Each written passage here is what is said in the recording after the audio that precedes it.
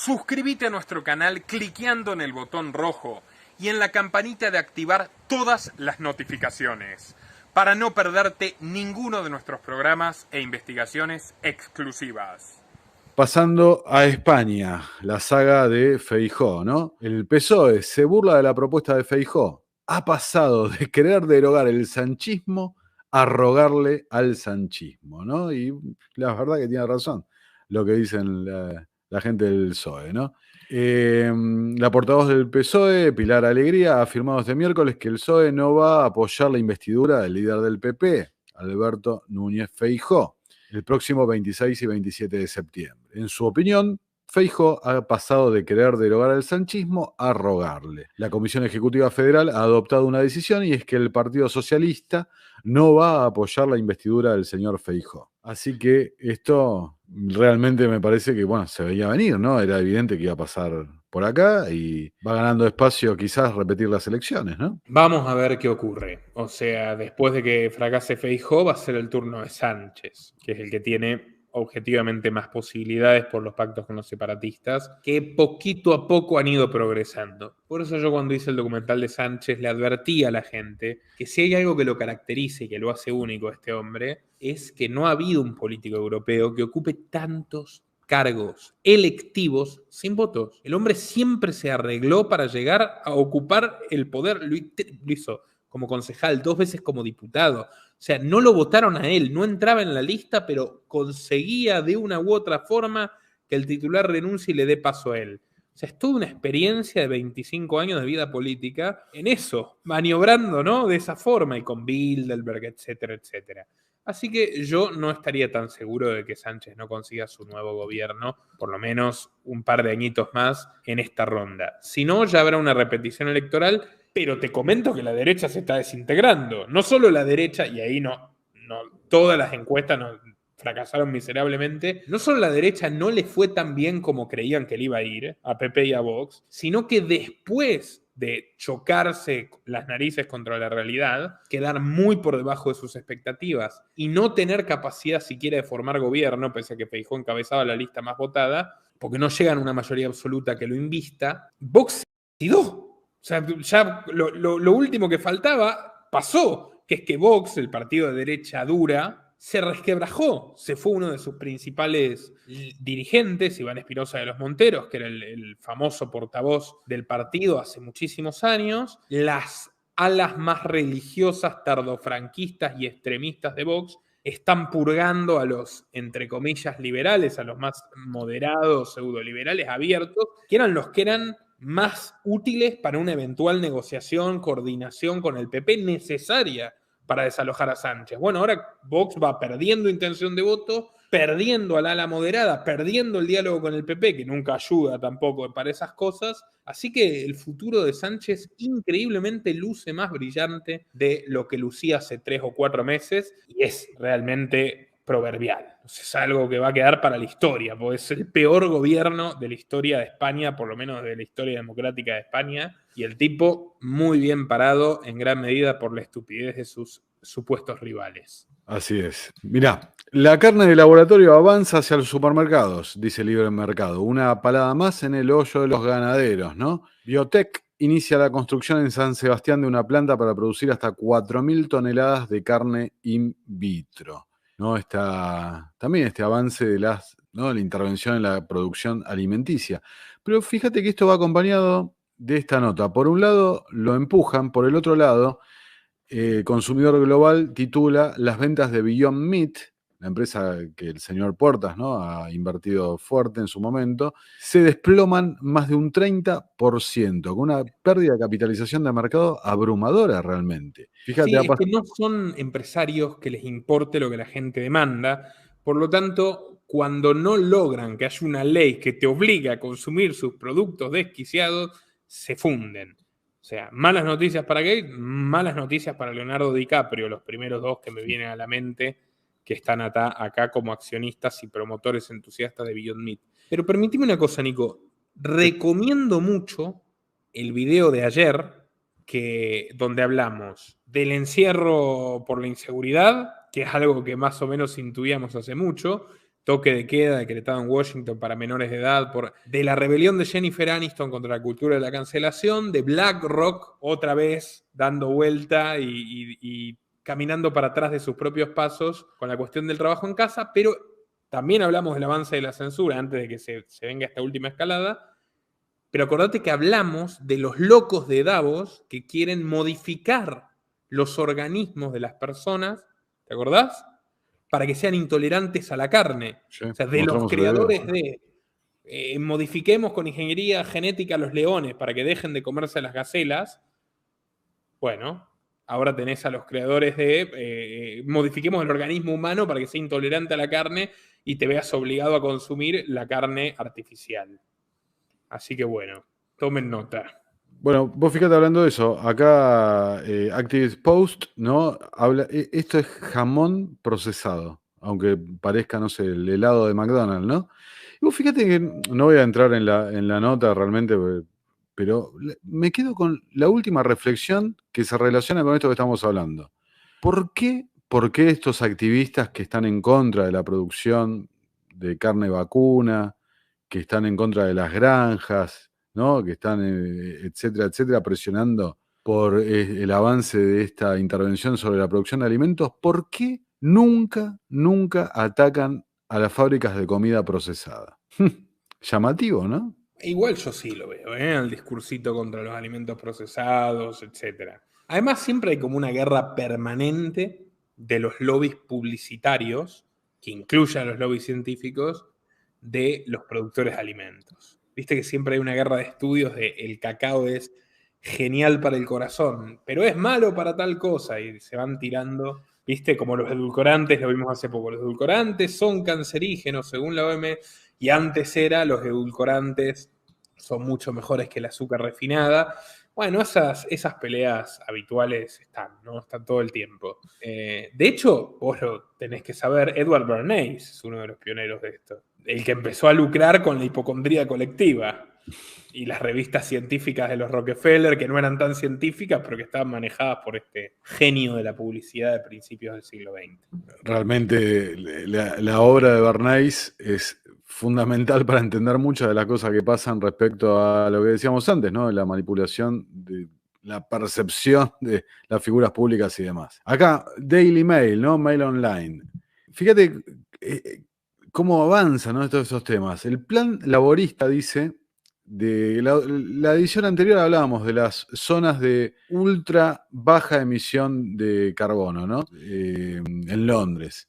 Dice, estas zonas son solo el comienzo de la sociedad sin automóviles, ya que se están elaborando nuevos impuestos secretos, ¿no? El alcalde de Londres, Sadiq Khan, para restringir la utilización de automóviles. ¿Cómo una y otra vez se vuelve sobre lo mismo? Restringir la movilidad de la gente, ¿no? Y en un momento leyendo sobre esta nota, alguna opinión ahí del Reino Unido, de algún periodista, me queda con una observación, que ¿por qué insisten con medidas? Por acá están los videos, ¿no? Que restan votos, la gente protesta continuamente contra estas medidas. Es que no les interesa, porque parecería que son agendas que atraviesan la coyuntura política del momento, ¿no? Y un partido o el otro. Son medidas que apuntan a otro lugar, impulsadas por otro tipo de agenda. Ahora, mirá, me había quedado de España este videito, este short, mirá, lo comparto. Tristísimo. Sí, me había quedado pendiente, discúlpame. Ahí va. Sí, un caso personal, un familiar muy cercano, que seguro que va a ver este podcast y igual se echa a llorar y yo luego me da 2 hostias. Familiar cercano, una empresa, de toda la puta vida, una empresa con 5 trabajadores. Poco a poco, que si pides un préstamo, te involucras, impuestos, vas dejando deuda a Hacienda, le debe a Hacienda una cantidad importante. Al final no va a tener ni pensión, no puede tener ni una línea de teléfono a su nombre, le embargaron todo. Hasta los empastes de las muelas le embargaron. Una persona que lleva cotizando toda su vida, que habrá cotizado cerca de 3 millones en impuestos pagados. Pues por deber a Hacienda, creo que fueron 50.000, 100.000 pavos ya cuando estaba con la soga al cuello, todo embargado, no puede tener a día de hoy ni una cuenta de móvil. 67 años tiene, no va a tener ni pensión. Ruina, en la ruina, después de haber pagado toda su puta vida impuestos. ¿Te puedo dar un...? Hasta los empastes de las muelas. A un señor de 67 años que trabajó honestamente toda la vida. para los que le quede alguna duda de que el Estado es una organización de criminales impiadosos. Siempre, por definición. Yo tengo un ejemplo hasta familiar de ahí de España. Tengo una hermanastra que vive en España y le pasó durante la situación de 2020 que ella tenía un restaurante, les obligaban a pagar los sueldos de los empleados, pero que los empleados no fueran a trabajar, y después el gobierno les ofreció un crédito, un crédito, ¿no? No era un subsidio ni nada, sino un crédito a pagar deuda, ¿no? Para que puedan facilitar el pago, y le pasó por un error en la confección de un formulario, ¿no? Un error que implicaban 50 euros, le voltearon completamente este crédito que daban y le fundieron el negocio directamente. Y no pudo lograr que atendieran el caso de ella, perdón. Era un error en un formulario. Directamente actúan en contra de uno, ¿no? Hace 2 ediciones hablábamos de eso, del realismo, la fantasía que se ha generado, las que se construye la gente día a día sobre el Estado, el rol del poder, los políticos y demás. Así que ahí tenemos este caso, es así. Se repiten en todos lados, ¿no? Digamos. Ahora, mira esto. La policía omitió carpeta llamada CIA, no como la cantante, ¿no? Del ordenador del español que presuntamente espiaba a Julian Assange. Estamos hablando... Diario El País. No veo ni el logo, pero lo conozco. Sí. Que quede claro, ¿eh? No es un blog alternativo, es el diario El País. Resulta que la policía omitió una carpeta con más de 250 gigas, ¿no? 250 gigas de archivos relacionados con la presunta vigilancia, ¿no? Estoy siendo muy bueno con la presunta porque están todas las imágenes, los videos que se le realizaba a Assange mientras estaba en la embajada de Ecuador, ¿no? David Morales es el dueño de la empresa de seguridad española que espió a Julian Assange durante la estadía en la embajada, ¿no?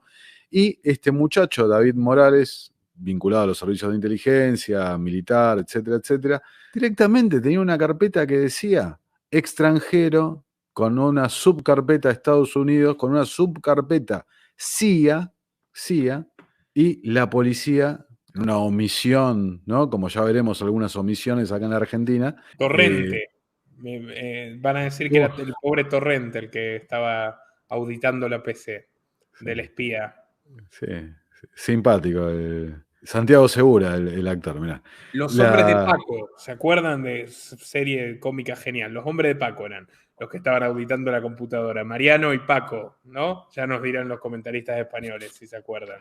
Así que bueno, ahí lo tenés. Omitieron la carpeta llamada CIA, ¿no? La Central de Inteligencia investigando, juntando material para relacionado al caso de Assange, ¿no? La extradición de Julian Assange.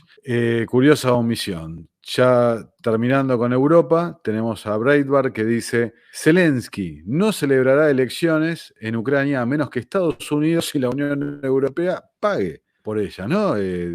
Refiriéndose que el presupuesto habitual para las elecciones en Ucrania es de 135 millones de dólares, pero estando en la situación que están de guerra, el coste sería extremadamente más alto, por lo que requieren financiamiento de los aliados, ¿no? Digamos. Fíjate, Zelensky dijo que discutió el tema del financiamiento con Lindsey Graham, el senador republicano, uno de los más acérrimos partidarios del envío de armas a Ucrania. Le dije al senador Graham: si Estados Unidos y Europa nos dan apoyo financiero, lo siento, no celebraré elecciones a crédito. Tampoco sacaré dinero de las armas para donarlo a las elecciones. Pero si me dan apoyo financiero, si los parlamentarios se dan cuenta de que tenemos que hacer esto, entonces cambiaremos rápidamente la legislación y asumiremos el riesgo juntos, dice Zelensky, ¿no? Que, recordemos, Ucrania en estado de excepción por la guerra, la propia legislación no autoriza la celebración de elecciones que ya se tendrían que haber hecho, ¿no? Ese estado de emergencia se va renovando automáticamente cada 90 días, ¿no? Y se va a seguir renovando por bastante tiempo, ¿no? Swissinfo, que es el servicio de información suizo, es como la Deutsche Welle de Suiza, France 24, RTV, pero de Suiza. Son serios. Titula: Zelensky muestra rasgos autoritarios según un informe. Y menciona esto, lo digo como para cotejar, porque Breitbart a veces es propenso a la manipulación de datos. Zelensky muestra rasgos autoritarios. Ucrania se encuentra en un punto crítico de su evolución democrática de cara a las elecciones presidenciales de 2024, según una evaluación confidencial del Servicio Federal de Inteligencia. Bueno, acá lo que menciona es que genera cierta inquietud entre intelectuales y políticos suizos esta cuestión de Zelensky, que está aprovechando el amplio crédito que goza en la población como una especie de héroe de la resistencia frente a la invasión criminal y genocida de Putin, para avanzar sobre los disidentes internos y cometer todo tipo de abusos, como ¿no? Ahí me atornillo al sillón. Como lo hizo Roosevelt en su día, con la Guerra Mundial. No es una novedad, no es un invento de Zelensky. El comentario, por ejemplo, de Damien Cottier, parlamentario del Partido Radical Liberal suizo, es: nuestra solidaridad no es con Zelensky como persona o partido político, sino con el pueblo ucraniano que está siendo atacado. Perdón, Cedric Wermuth, que es el copresidente de los socialdemócratas. Damien Cottier, que es parlamentario de los radicales liberales, entre comillas, dijo: es importante dejar claro al gobierno de Kiev que en cuanto acabe la guerra deben celebrarse inmediatamente elecciones libres y justas. Con lo cual ya está chocando un poquito este muchacho con sus pretensiones entre sus apoyos europeos. Recordemos que Suiza rompió su histórica tradición de neutralidad para apoyar a Ucrania. Ahora, siempre lo he dicho, yo en su día hice el documental biográfico más visto de Putin en español y el más visto de Zelensky también, y los dos muy críticos. Este tipo es una piedra atada al cuello de los ucranianos, que tienen que soportar una invasión. Para mí no es lo mismo el invadido que el invasor. El invasor es peor objetivamente e indiscutiblemente, pero el gobierno del invadido no se va a convertir ni en bueno, ni en angelical, ni en humanista por el simple hecho de ser el gobierno del invadido. O sea, acá la víctima es el pueblo de Ucrania. El victimario número 1 es el régimen criminal y sanguinario de Vladimir Putin, y hay un victimario número 2, como todo Estado y como todo gobierno nacional, que es Zelensky, que no está ahí para velar por la libertad y el bienestar de los ucranianos, y no en vano no los dejó escapar, por ejemplo, para salvar sus vidas, y los obligó a pelear a los varones nada más iniciada la guerra, entre muchas otras cosas, y están los negocios con BlackRock y con el dinero que les llega y con los dólares que se pierden en la noche del olvido, y hasta con las armas que se pierden en la noche del olvido entre que se las manda a Estados Unidos o Europa y terminan llegando al frente. Una antigua tradición de corrupción de la política ucraniana que es transversal y que caracterizó tanto a los mandatarios putinistas como Leonid Kuchma y otros asesinos, el prófugo, bueno, el que huyó en el Euromaidán, pero también a Poroshenko, Zelensky y los de un sesgo más occidental. No ha cambiado nada, más allá de la penosa situación que sufren los ucranianos, más grave que nunca. La política es la misma de siempre, con sus mismos vicios. Así es, nada más que agregar. Nuevo golpe en África, ahora es el turno de Gabón, ¿no? Militares toman el poder en este país africano. Las Fuerzas Armadas adujeron que las elecciones del pasado sábado fueron manipuladas y las anularon, cerraron también la frontera y disolvieron todas las instituciones, ¿no? 12 militares que dijeron representar a todas las fuerzas policiales y de defensa del país aparecieron en la cadena Gabón 24, cuya sede se encuentra en la propia presidencia, para anunciar el fin del régimen actual, la anulación de las elecciones y la disolución de todas las instituciones de este país. Así que nuevo conflicto, desestabilización en el continente africano, que se está haciendo realmente un polvorín, ¿no? De a poco, problemas por todos lados. Y un dato, otro golpe a Francia, Gabón, ¿ok? Francia también tiene intereses, ¿no?, en la explotación de minerales en Gabón. Nuevamente se ve golpeado, ¿no?, el régimen de Emmanuel Macron respecto a su seguridad energética en particular. Pasando, Nico, ya a latitudes más cercanas. El régimen de Daniel Ortega disuelve la orden de los jesuitas en Nicaragua y confisca todos sus bienes. Todos, absolutamente todos, ¿no? La excusa fue que el régimen alegó, ¿no?, de Ortega, que los jesuitas no reportaron sus estados financieros en los años 2020, 21 y 22. en lo que supone un zarpazo definitivo justo una semana después que la confiscación de facto de la Universidad Centroamericana, administrada por la orden religiosa desde hace más de 60 años en Nicaragua. Dice, tenían su junta directiva vencida desde el 27 de marzo de 2020, ¿no? Se lee en el decreto publicado en el diario oficial La Gaceta. Ahora, le han confiscado todos los bienes, fíjate, bienes muebles, bienes inmuebles, inclusive la propia casa de los jesuitas, ¿no? Donde residían varios de los miembros de esta orden, ¿no? La respuesta desde el espacio de los jesuitas fue las dictaduras odian siempre que la inteligencia crítica, racional y humanista sea llevada a cabo desde el pensamiento cristiano o desde el pensamiento laico. Bueno, sí, dale, re humanista, Mira, Daniel Ortega es un prototípico y perfecto jesuita, que fue formado en la Universidad Centroamericana jesuita, que tuvo de ministro un obispo jesuita, un cura jesuita que se llamaba Fernando Cardenal, que hay una foto famosísima, si la querés buscar, Fernando Cardenal Juan Pablo II, donde está casi que burlándose de Juan Pablo II de rodillas, diciéndole no me mates, porque Juan Pablo II estaba que los excomulgaba a todos, estos saicos, jesuitas, comunistas, que trataron de matarlo, además hay que decirlo, a Juan Pablo II, como probablemente lo hicieron con Juan Pablo I, y que formaban parte del primer gobierno terrorista y asesino de este personaje nefasto, que es increíble que no haya terminado donde merecía terminar y que haya vuelto y que siga gobernando hace 17 años, que van para 18 ya, de la segunda vuelta de Daniel Ortega, del refrito, del Daniel Ortega y los sandinistas, capítulo 2. Así que los jesuitas que vayan a llorar a la iglesia, como decimos en el Río de la Plata, ¿no? Lo mismo Francisco, que lo alentó naturalmente, que cayó miserablemente ante la detención de otros curas no jesuitas, que sí se levantaron contra este tirano, como el padre Rogelio Álvarez. 2 documentales tenemos sobre Nicaragua en este canal, sobre los orígenes de Ortega, la historia original de Nicaragua y los regímenes somocistas, y justamente el origen jesuítico de su primera dictadura y de la revolución comunista, y el segundo sobre la actualidad y el desastre de derechos humanos que se sufre ahí. Se los recomiendo a los dos para quien quiera interiorizarse sobre este tema. Pero los jesuitas a llorar a otra parte. También los Castro son jesuitas y se lo dijeron a su buen amigo el Papa Francisco y se rieron juntos de eso en público cuando lo fue a visitar, tanto a Fidel como a Raúl,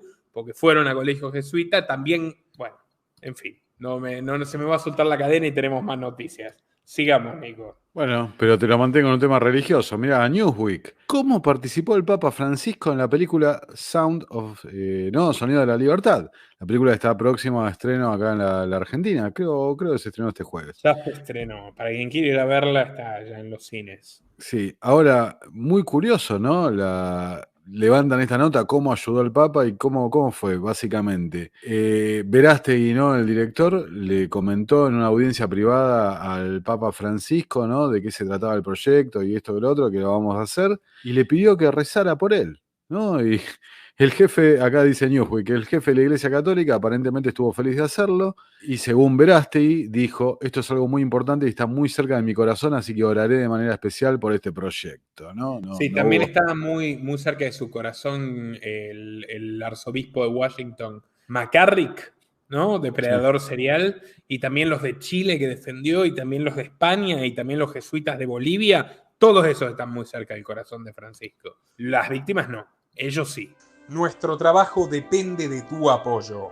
Para que siga siendo posible, realiza tu donativo desde tan solo $2 por mes a través de Patreon, en los links que están en la descripción o en el comentario destacado. También podés hacerlo a través de la opción Unirte de YouTube, y si estás en Argentina, con el medio de tu preferencia a través de Mercado Pago.